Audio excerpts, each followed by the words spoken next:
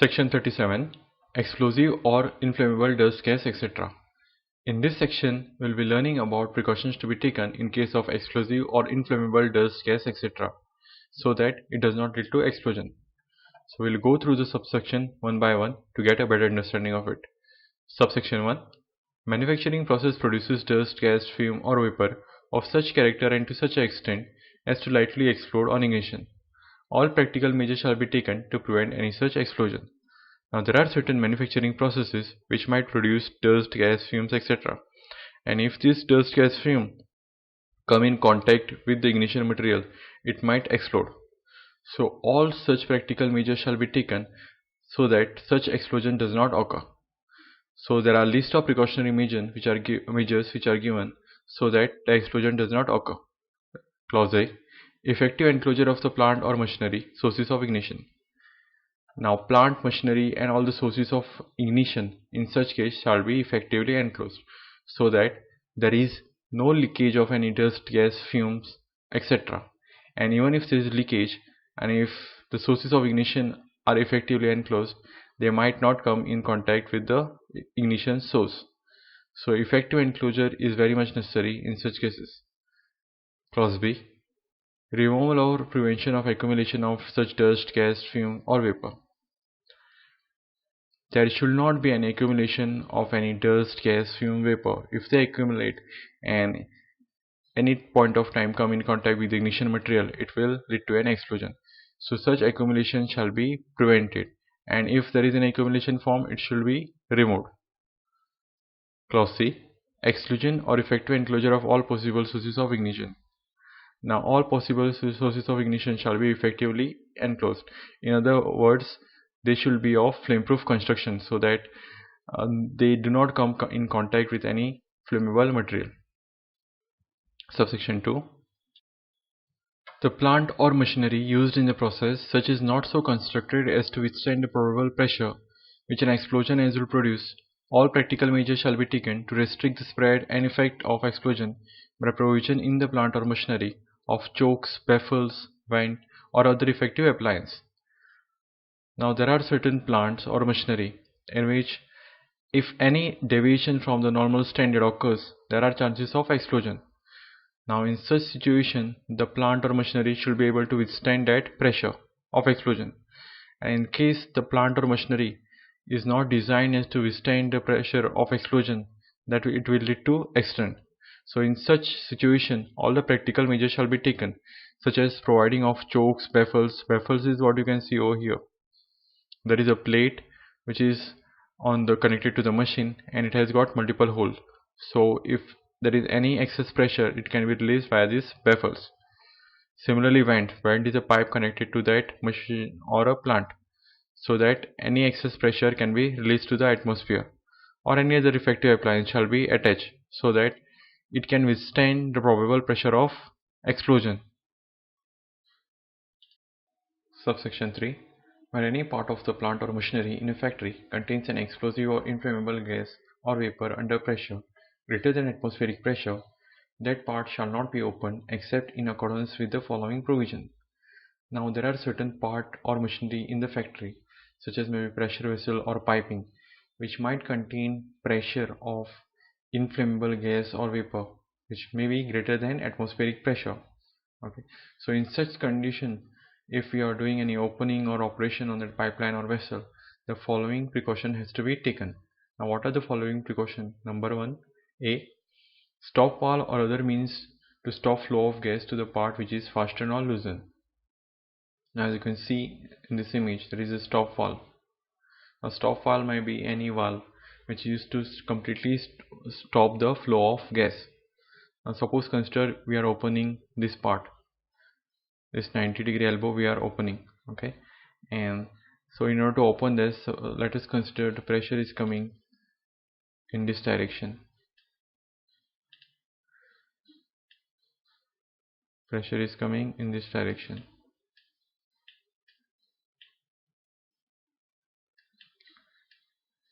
So in order to stop the flow over here, we have to operate this stop valve and completely stop the flow in this pipeline. Okay, that is what is written in clause A. That is, stop valve or other means to stop flow of gas to the part which is first or not loosened. So we have to operate over here. We'll operate the stop valve and completely stop the flow of gas in this direction. Clause B. During fastening removal, ensure the pressure is reduced to atmospheric pressure. Now, as I said, we have to open this part, but at the same time, after operating the stop valve, we will not be sure that whether the pressure is reduced or not. So either we have to have a pressure gauge, okay, which will show zero reading. That means the pressure is reduced to atmospheric pressure. At the same time, we have to release this at the application point and reduce the pressure to zero if it is not zero. Okay, so only after reducing the pressure of this pipeline we can operate on that pipeline. Same thing, during the fastening or removal, ensure the pressure is reduced to atmospheric pressure. Okay, we have to ensure that this pressure is reduced to atmospheric pressure. In case if the pressure is not reduced to atmospheric pressure, and when we open, so immediately the gases will try to escape from this pipeline and it might lead to accident. So it has to be ensured that pressure is reduced to atmospheric pressure. Clause C. Where any such fastening is loosened or removed, effective measures shall be taken to prevent any gas from re-entering. So we have to take effective measure. Though we have closed this valve, though we have reduced the pressure to the atmospheric pressure, now there are chances that this valve might be in some other room and we are operating on this line, and if someone operates this valve, what will happen? The pressure of the gas will again come, and if this line is open, then it will be released to the atmosphere and it might cause accident if there are any flammable or if there are any ignition material surrounding this. So it has to be ensured that this valve is completely locked, or you can follow lockout tagout over here or any other method so that this valve is not operated. So first, if we have to operate this, open this line, open this joint, first thing we have to do is that stop the valve, close the valve and ensure that there is no flow over here. Secondly, we have to reduce this pressure in this line to atmospheric pressure, and third thing, we have to ensure that there is no again re-entry of the gas. Okay. Subsection 4. No plant, tank or vessel which contain or has contained any explosive or inflammable substance shall be subjected in any factory to any welding, brazing, soldering or cutting operation.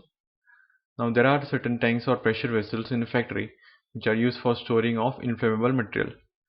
The example of inflammable substance is like petrol, diesel, liquefied petroleum gas, isopropyl alcohol, etc.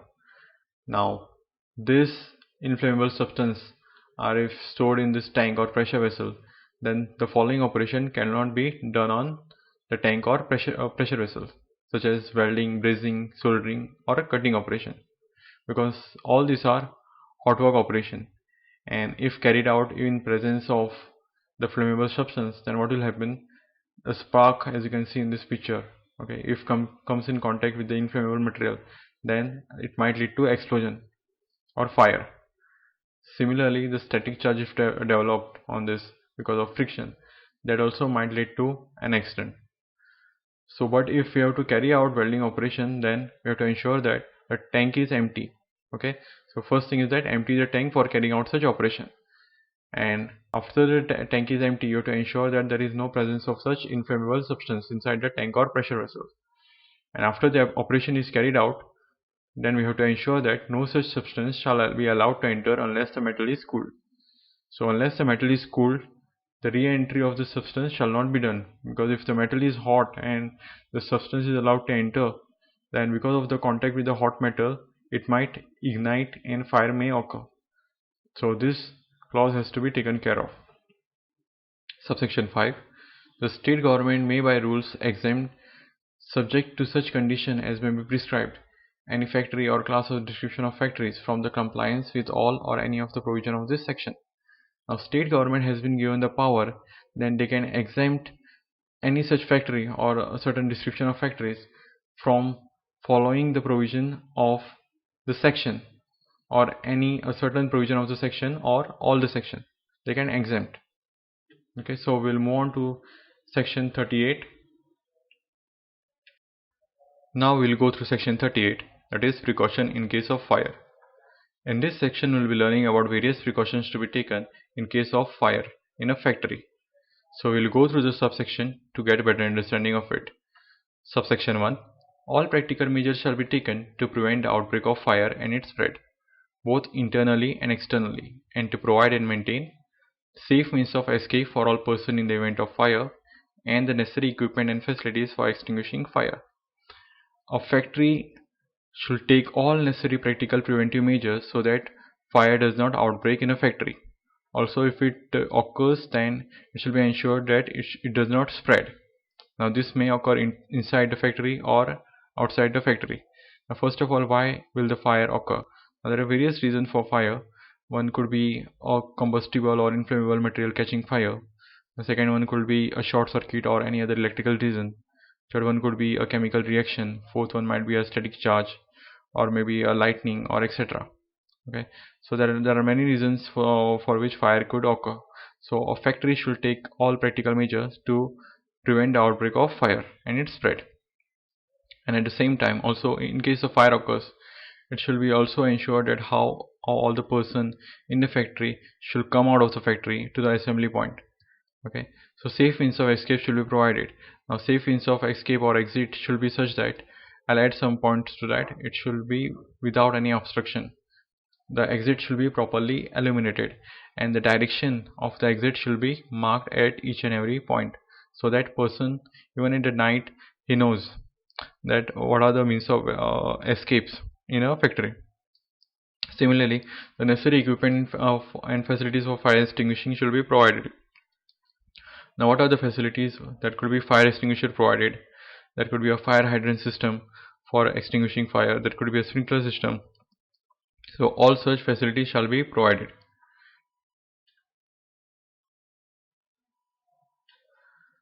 Subsection 2. Effective measures shall be taken to ensure that all workers are familiar with the means of escape in case of fire and have adequate training in the routine to be followed in such cases. Now in case the fire occurs in a factory, all the people in the factory, all the person in the factory should know what is the respective role. Okay, so what are different types of alarm and how they should behave when different types of alarm sounds.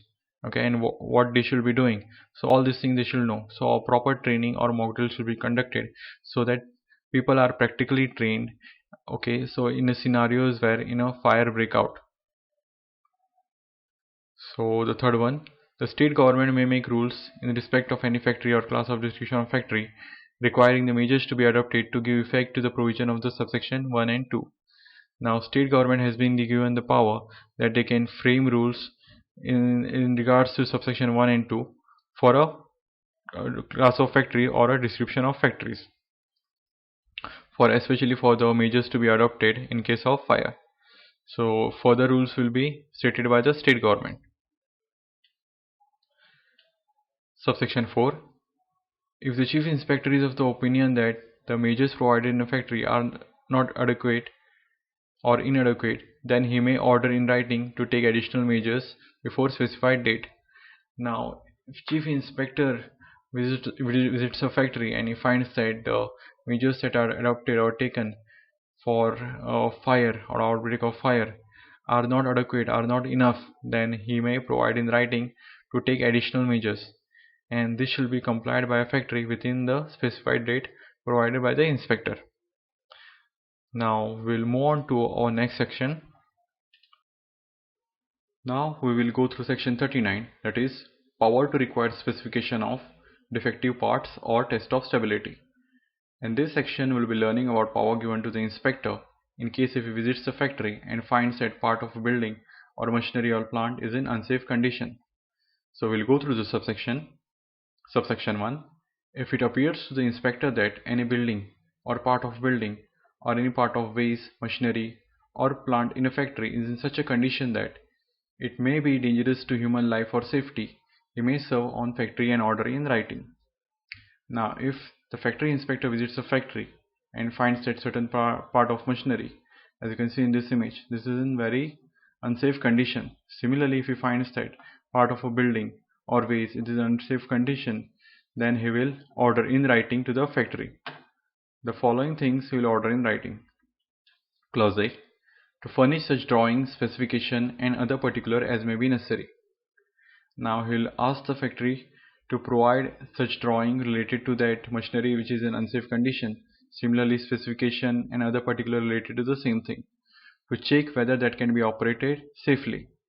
Similarly, we will also ask to carry out such test specified in order and to inform the inspector of the result thereof. He may ask to provide a certain test to be carried out, okay, and to inform him about the results. Now these are the two things a factory inspector can ask in case if he finds that certain part of a building or plant or machinery is in unsafe condition, and the same has to be provided by the factory. So with this we'll move on to our next section. Now we'll go through section 40, that is safety of building and machinery. In this section we'll be learning about power given to the inspector, especially when he visits a factory and finds that there are certain unsafe conditions and that can be dangerous to the human life who are working over there. So what are the actions that you can take, that we are going to see in this section. So subsection 1, if it appears to the inspector that part of building, waste, machinery, plant is in such a condition that is dangerous to human life or safety, he may serve on the occupier manager an order in writing specifying the measure should be adopted before a specified date. Now factory inspector visits a factory and finds that there are certain unsafe conditions, especially related to building, waste, machinery, plant, etc. and this can be dangerous to human life. So what he can do, he will give in writing to the occupier and manager, especially specifying the measure should be adopted before a specified date. So subsection 2, if it appears to the inspector that part of building, waste, machinery, plant involves imminent danger to human life or safety, he may summon the occupier manager an order in writing prohibiting its use until it has been properly repaired or altered. Now similarly, if the factory inspector finds that a certain part of building, plant, machinery is in immediate danger and it can be immediate danger to human life, so he will put in writing to the occupier and manager to prohibit its use until it has been repaired or altered. So you can see in this image, if it finds a gas leak, so we will put in writing immediately correct this gas leak, okay, and you are not supposed to use this until you repair or alter it. So this is just for an example purpose. So similar thing you can put in writing. Similarly, subsection 40A, maintenance of building. If it appears to the inspector that part of building is in state of disrepair, will affect the health and welfare of the worker, he will serve an order in writing specifying the measure should be taken and to be carried out before specified date. Similarly, if a factory inspector finds that a part of a building is in a state of disrepair, that means it cannot be repaired, then he will put in writing to the occupier or manager of a factory what is going to put in writing, specifying the measure should be taken. Now what measure should be taken, that what is going to write, and that should be taken or action should be taken on them before the specified date.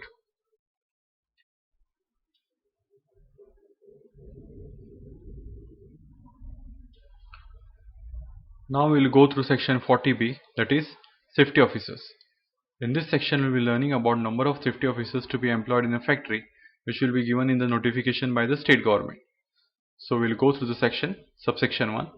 In every factory wherein 1000 or more workers are ordinarily employed, similarly, wherein in the opinion of the state government any manufacturing process or operation is carried on which involves any risk of hazard to health, the occupier shall, if so required by the state government, employ such number of safety officers as may be specified in notification.